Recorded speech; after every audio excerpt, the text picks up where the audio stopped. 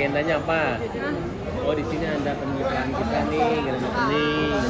Habis itu juga ada apa tadi untuk New Fashion Week ya Paula ya menjadi muse dan saya diundang juga lebih ke arah situ sama Bu Vivi juga, sama Ferry juga lebih ke arah sana.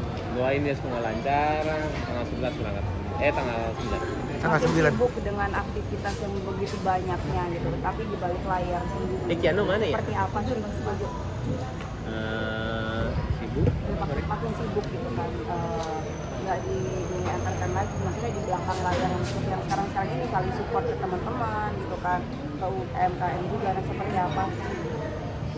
Iya di depan layar, walaupun di depan atau di belakang, tapi tetap tujuannya sama ya. Tapi saya masih kadang-kadang untuk di acara, banyak acara yang insya juga saya ada, cuman waktunya memang saya bagi takutnya terbengkalai yang seperti ini. Kalau saya sih lebih ke arah tetap divisinya, tetap di niatannya, mau itu ke arah sosial, keluarga atau apapun itu pekerjaannya ya. Pengen banget tujuannya itu bener dan gak belok-belok, karena ya zaman sekarang lumayan agak mengerikan untuk memilih pekerjaannya. Banyak kejadian yang tidak kita duga, walaupun ya kita beranggapan ini loh salah jadi benar, benar jadi salah, itu dia. Kadang-kadang kita agak takut di arah situ memilih pekerjaannya. Jadi beli-beli banget.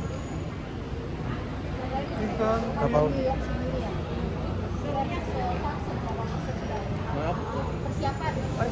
Persiapannya lebih ke Paula sih. Kalau saya kan tentang memang ya, tapi Paula yang akan jalan gitu ya. Persiapannya sih sebenarnya lebih ke belakang layarnya sih, kayak tadi ya kita udah jelasin. Jadi kita tertarik dengan tawarannya, dan plus ini membawa UMKM kan, dan kita juga datang ke tempat UMKM pengrajinnya sendiri. Kita datang langsung melihat kondisi mereka seperti apa, gimana cara kerja mereka seperti apa, gimana terjadinya sebuah satu kain itu butuh waktu yang berminggu-minggu. Jadi itu kita benar-benar di belakang layarnya sih. Jadi akhirnya dari situ kita makin yakin dan makin senang untuk makin appreciate juga bahwa ini tuh patut loh masyarakat luas tuh tahu bahwa di Indonesia tuh punya kain sasirangan yang bagus, yang keren banget, dan orang-orang tuh nggak kalah juga sama kayak batik, tenun dan lain sebagainya. Baru pertama kali sih. Iya, karena kan biasanya cuma di panggung aja, nah sekarang kita lebih kayak belakang panggung. Sebenarnya seperti apa sih bisa berduaan nanti ke New York Fashion Week, terus ini kan ke arah sosial juga ya Paula, sesuai dengan visinya Bang Bayu sendiri ya, kayak gimana? Excited itu sebenarnya excited dari awal ketika tawaran ini ada ya. Balik lagi sebelum kejadian viral itu, jadi buat saya bukannya ini adalah pembelaan kita ya, membuktikan ini enggak sama sekali. Ini pun kita ketika viral kita nggak pernah cerita ini ya.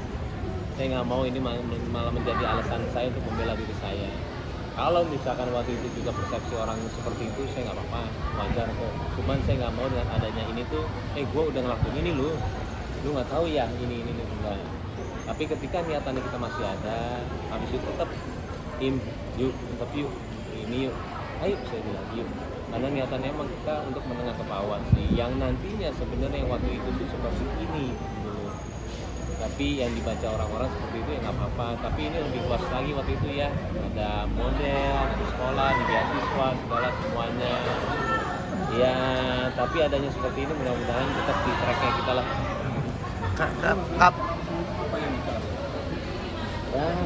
Balik lagi bro, balik lagi. Kalau misalkan itu kita mengenai mengenai uang gitu ya, jadi dapat apa sekarang? Bukan uang, enggak. Kita nggak ngambil penjualan dari itu kok. Kita benar-benar membantu aja, iya. Gimana nge-brandingin itu dengan adanya kita. Jadi kalau misalnya dibilang uangnya mana, nggak ada sama sekali. Sedangkan perjalanan kita juga, alhamdulillah ya, Scarlett itu sangat mendukung saya untuk adanya CSR di bidang fashion. Jadi buat saya itu seneng ada yang support, tapi saya tidak mengambil keuntungan. Paula katanya selain melihat ibaratnya para pengrajin, kakak juga mempersiapkan diri kakak dengan cara pola makan, terus fitness juga gitu. Bang, fitness itu baru belakangan ini aja apa gimana? Iya, karena kan kemarin sesar itu Lagi hamil bisa- lagi. Nah, Amin. Nggak, doain. Jadi pas udah 6 bulan baru olahraga sama jaga makan aja. Emang pengen, walaupun misalnya pengen tetap bisa berkontribusi di dunia fashion sih gitu. Dan kemarin kayak ngeliat pengrajin itu tuh sebenarnya kita lebih kayak kita memberikan wadah gitu ya. Karena kan kadang-kadang kan kita kan berbagi banyak caranya ya. Nggak hanya kasih uang atau gimana, tapi ini kita memberikan fasilitas dan wadah supaya mereka pun juga tetap bisa berkreasi, bisa melestarikan budaya kita, tapi mereka pun juga bisa mensejahterakan keluarga mereka gitu, mempunyai penghasilan dari bikin kain itu sendiri. Jadi sebenarnya kita sih tujuannya untuk membantu mereka ke situ.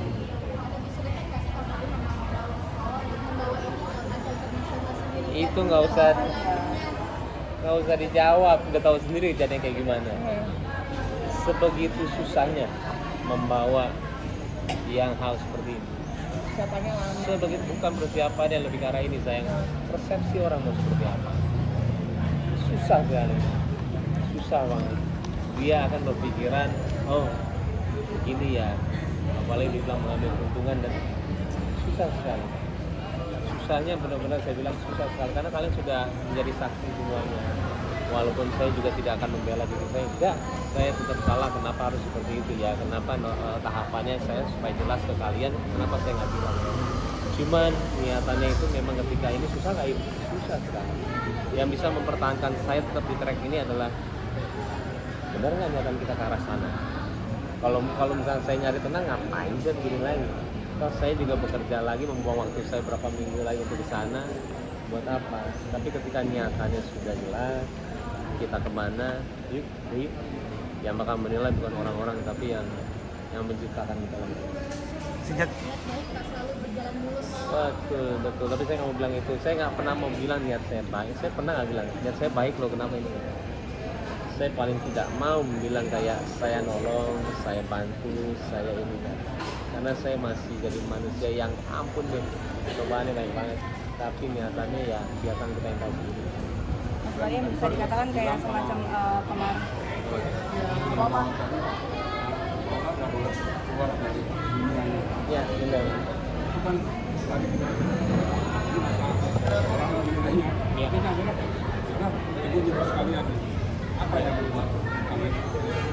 Iya. Gini, tanya dia. Jadi sebelum punya anak nggak salah ya, anak pertama ya. Saya bilang sama dia, sayang, kan dia udah asik nge-vlog ya. Nge-vlog, enak kerjanya, gampang, fleksibel waktunya. Dia udah bisa nge-vlog sendiri. Tapi saya bilang sama dia, sayang, jangan hilangin ya, jangan hilangin modelnya kamu. Kenapa? Karena yang tadi saya bilang ya, ketika kamu punya influence besar gitu untuk di bidang kamu, bidang model, dan kamu sudah dianggap orang itu internasional dan yang terbaik lah di Indonesia ya. Jadi saya bilang jangan sampai hilang. Kenapa? Yang bisa menginfluence banyak itu orang adalah orang yang dipanukan dia. Mau itu nggak usah jadi model. Ketika kamu sudah memilih bajunya ya, karena dia sudah menjadi istrinya saya, dia pasti menjaga. Kamu mau jadi model juga nggak apa-apa, tapi dilihat bajunya. Tapi kalau enggak pun, dia waktu itu ada sekolah.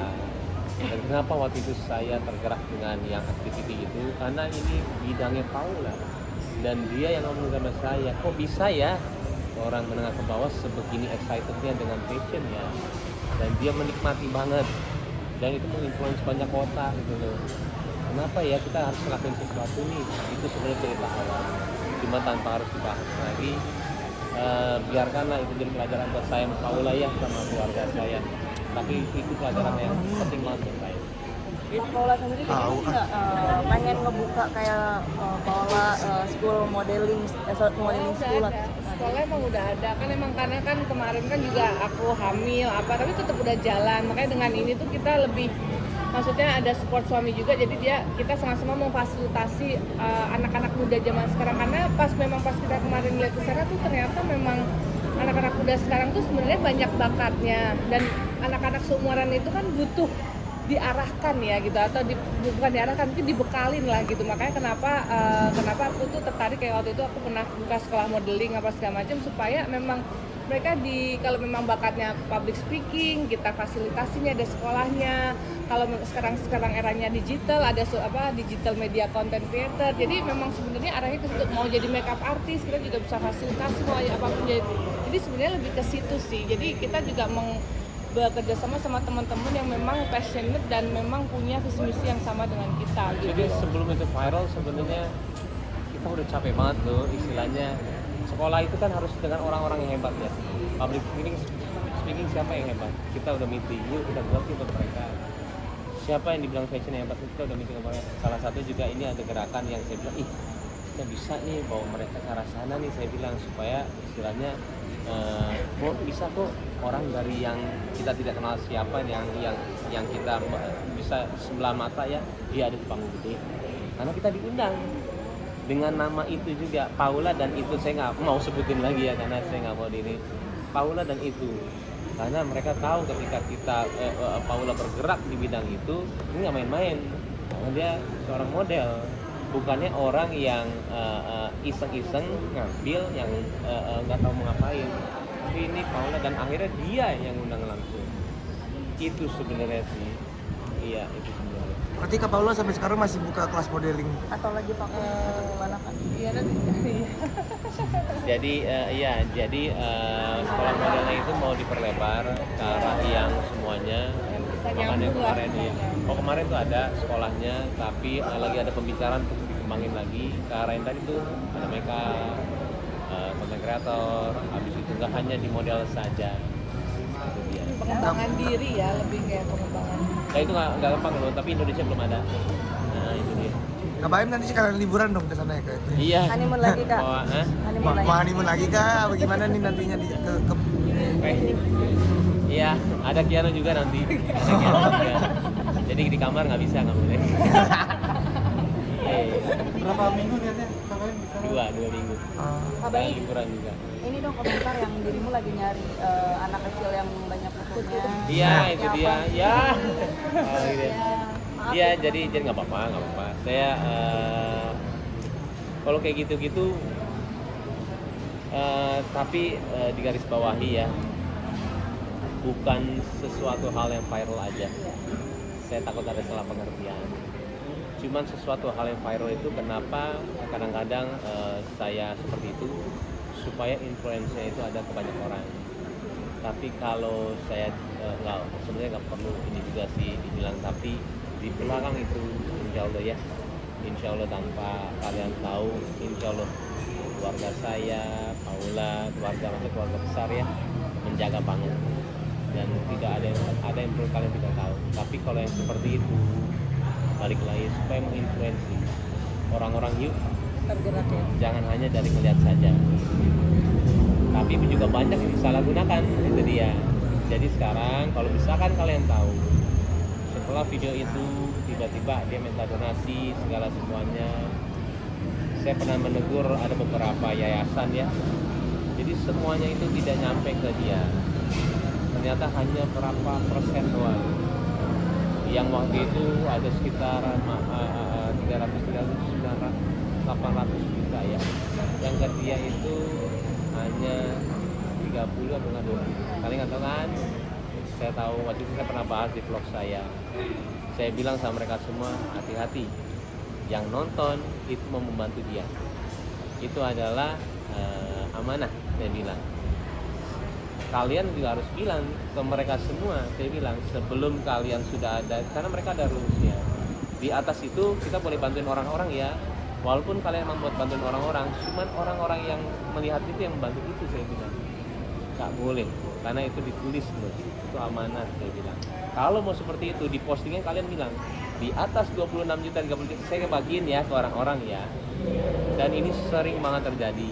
Nah ini mungkin masih banyak orang-orang ya yang bisa ngasih tahu informasi ini. Saya sekarang agak hati-hati ketika melihat sesuatu yang viral, karena banyak sekali orang yang apalagi ke rekening pribadi ya, hati-hati, saya bilang hati-hati, karena sudah ada buktinya. Dan yayasan ini juga saya nggak perlu sebut siapa, yayasan juga yayasan bagus. Yayasan bagus, itu dia. Jadi saya cuma menjembatani. Kalau kenapa saya sampai sekarang selalu orang bilang sama saya, buat ke yayasan atau nggak apa, supaya orang nggak nonton doang tapi apa, dia bisa kontribusi. Saya nggak mau salah artikan, gitu dia. Uang saya aja yang saya keluarin.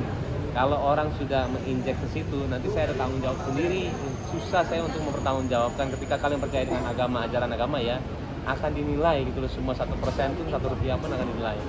Daripada saya nanti ujung-ujungnya dosa, saya bilang mendingan saya dek uang sendiri aja. Tapi udah Itu ketemu dia Kak? kalau misalkan dari yang Udah ketemu sama anaknya, udah nyari-nyari? nanti besok insya Allah ya, saya lah udah ketemu. Besok mudah-mudahan saya kesana ke Solo, ternyata dia di daerah mana bro? Karanganyar. Solo, Karanganyar. Saya mungkin berangkat pagi, saya pulangnya agak sore karena saya ada kerja juga, ada meeting kebetulan. Mau diapain sih Kak Baim? Nama Raffi ya. Mau diapain sih kalau misalkan ketemu langsung nanti? Malah saya Iya, lebih dia. apresiasi, saya mau lihat keluarganya dulu. Saya mau apresiasi gurunya. Gurunya itu hebat banget. Karena dia tidak diperlihatkan mukanya ya. Sama anaknya juga sih sebenarnya. Cuman rasa sense empati itu yang saya nggak bisa hilang untuk melihat orang itu baik banget ya. Dia tidak mengedepankan diri dia, tapi ya dia membantu orang. Iya. Satu lagi Mas Baim tentang dirimu yang ke warteg itu kan banyak sekali pro dan kontra. Emang iya? Saya nggak baca. Iya. Kenapa? Ya maksudnya katanya banyak kecaman, ngapain sih Baim kesini gitu kan. Ada tulisan di wartegnya gitu. Iya, setelah Mas Baim. Mas Baim datang ke sana tuh banyak sekali yang nyoret-nyoret katanya Ah, yang ngapain benar. sih Mas Baim kesini. Mana iya bentar aku cari dulu fotonya. Kalau nggak salah ada deh. Iya. Jual apa? Jual apa? Katanya katanya hanya sekedar Iya, makan tahu. doang, katanya gitu. Pusing atau maaf. Oh jadi coret-coret. Oh, dicoret-coret gitu. Jadi gini. Ah masa? Jadi Kalau gini. nggak salah ini deh gambarnya. Hah? Udah kayak coret-coretannya. Coret-coretan gitu. Kalau nggak salah ya. Sekarang Jadi makin gini. tambah lagi ya. Tambah lagi. Jadi gini. Pas saya datang, nah kita cerita apa adanya aja. Kayaknya ada di vlog ini, saya nggak tahu deh. Saya juga waktu kemarin nggak terlalu nonton. Nah, jadi pas saya ke sana, memang lagi bahas ini semua, tiba-tiba ada yang nyeletuk, iya ini nih nggak kebakar ini, sebenarnya itu salah tuh, biasalah ya. Tapi kita tidak bisa membedakan ya orang yang beropini benar atau enggak, orang yang maaf ya ada rasa sirik atau nggak dengki ya, kita nggak pernah tahu. Cuma tiba-tiba mereka bahas itu, mereka bahas dia ini bohong nih, sebenarnya dia yang pakai tembok bukan pakai tripek lagi. Terus buat mereka enggak kok kata dia, tapi dia bagian teh manis iya kata dia untuk di setiap hari Jumat. Tapi saya tidak langsung frontal ke sana ya, saya nggak masa sih ini, tapi kan kita jangan pernah negatif thinking sama orang ya. Toh misalkan dia bagiin untuk es teh manis gratis di Jumat juga, ya mudah-mudahan ada nilai ya.